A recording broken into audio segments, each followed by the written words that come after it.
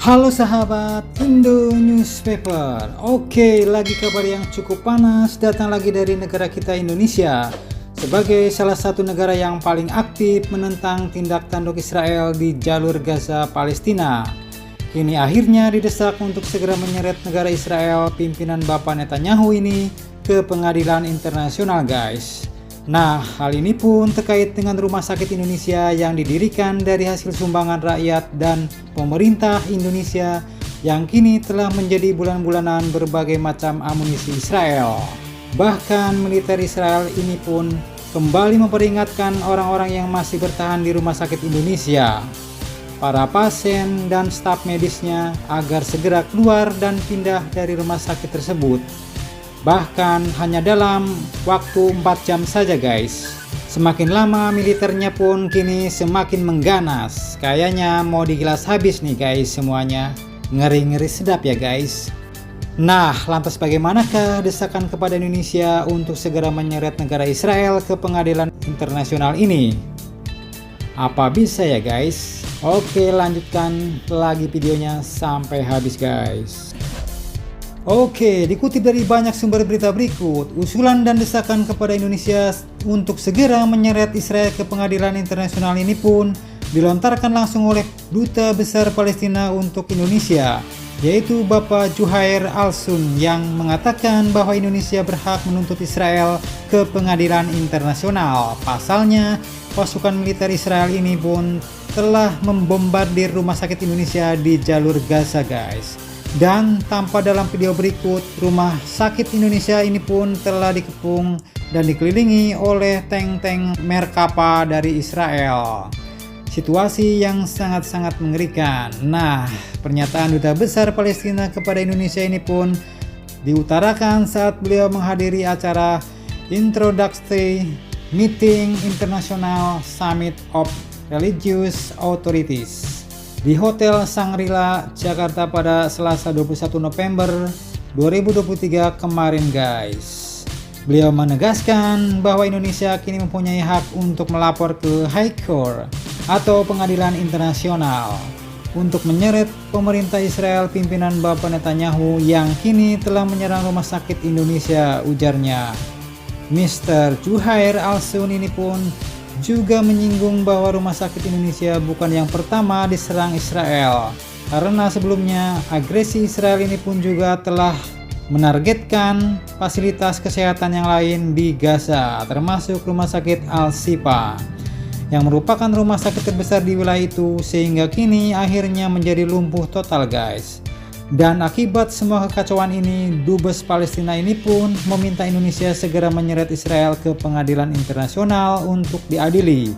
Pasalnya yang dilakukan oleh Israel ini pun merupakan sebuah kejahatan perang, guys. Dan jika ini dilaporkan misalnya ke ICC yang dulu juga mau menangkap Bapak Putin, maka seluruh negara anggota ICC bakal memiliki kewajiban untuk menangkap Bapak Netanyahu jika ia datang ke salah satu negara anggota ICC yang saat ini berjumlah sekitar 123 negara anggota, guys. Nah, apakah Indonesia akan berani melaporkan Bapak Netanyahu ini ke pengadilan internasional? Mari kita nantikan saja berita terbarunya, guys. Dan lantas bagaimanakah kini kondisi terbaru dari rumah sakit Indonesia ini yang kabarnya bakal semakin digempur habis-habisan oleh Israel?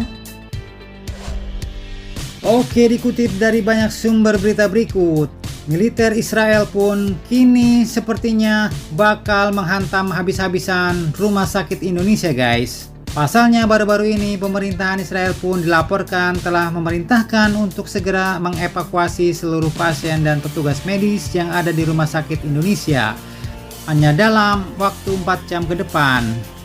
Dan jika tidak, mereka para pasien dan petugas medis ini pun diancam bakal bersiap menghadapi gempuran militer lebih lanjut. Nah, artinya kini bakal semakin banyak nih pasien yang membutuhkan pertolongan, guys. Bahkan sampai detik ini juga dapat kalian bayangkan kondisi mereka yang saat ini tengah dikepung, dan bahkan mungkin operasional rumah sakit Indonesia juga tak dapat berfungsi secara sempurna, guys. karena kekurangan pasokan bahan bakar di tengah bayang-bayang militer Israel. Dan semestinya pemerintah kita Indonesia, militer kita yang kabarnya mau mengerahkan kapal bantu rumah sakit dan mendirikan rumah-rumah sakit di Gaza Palestina dapat segera berangkat ya guys. Tapi ya kita pun ya serba salah juga mau berangkat, tak ada izin, nggak bisa juga ya guys. Kita nggak bakalan bisa berangkat apabila belum mendapat izin dari otoritas negara Mesir. Karena kalau mau ke perairan Gaza ya harus lewat perairan Mesir juga guys. Kalau enggak ya muternya ya bakalan jauh juga ya kan. Dan pertanyaan kini, lantas bagaimanakah kabarnya Israel dan Hamas yang kabarnya kini bakal melakukan gencatan senjata? Oke, kabar terbarunya di sisi lain ternyata baru-baru ini Israel dan militan Hamas pun sudah berhasil menyepakati gencatan senjata guys. Namun hanya untuk sementara. Dikutip dari sumber-sumber berita berikut, Israel pun mengumumkan telah menyepakati perjanjian gencatan senjata dengan militan Hamas di jalur Gaza, Palestina pada Rabu 22 November 2023 kemarin. Dan dalam rapat kabinet Israel, Perdana Menteri Israel yaitu Benyamin Netanyahu pun mengatakan bahwa kesepakatan gencatan senjata selama 4 hari ini termasuklah juga untuk membebaskan sandera yang masih ditahan Hamas. Ia mengatakan bahwa kami telah memutuskan keputusan yang sulit malam ini, tapi ini adalah keputusan yang benar, yaitu gencatan senjata selama 4 hari maksudnya guys. Namun gencatan senjata ini pun bukan berarti damai. Pasalnya Bapak Netanyahu ini pun menegaskan bahwa agresi bakal terus dilanjutkan. Pasukan Hamas ini pun juga mengkonfirmasi bahwa gencatan senjata akan berlangsung selama 4 hari guys. Tapi belum jelas kapan gencatan senjata ini akan dimulai lantaran pasukan Israel pun masih terus menggempur jalur Gaza sampai hari ini. Bahkan yang amsyongnya Israel pun juga memerintahkan rumah sakit Indonesia di Gaza untuk segera dikosongkan dan mengancam akan menggempur fasilitas kesehatan itu dan juga fasilitas Hamas dalam waktu 4 jam ke depan. Di mana selama masa gencatan senjata ini Israel pun disebutkan berkomitmen untuk juga tidak menyerang atau menangkap siapapun yang di seluruh wilayah jalur Gaza. Kebebasan bergerak akan dijamin di sepanjang jalan Salah al-Din Gaza. Dan kemudian selain itu pasukan Hamas pun juga harus mengizinkan tim Palang Merah Internasional untuk menengok dan memberi perawatan terhadap para sandera guys.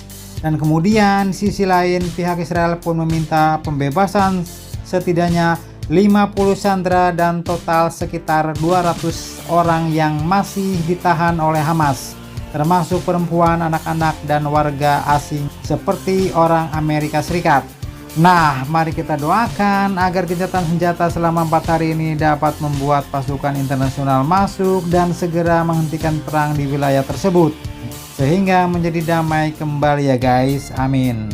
Jadi bagaimana menurut kalian? Jangan lupa subscribe, like, share, komen. Tetaplah kalian semangat dan jangan santai terus. Demi Indonesia Maju, salam Indo Newspaper. Sampai jumpa guys, terima kasih.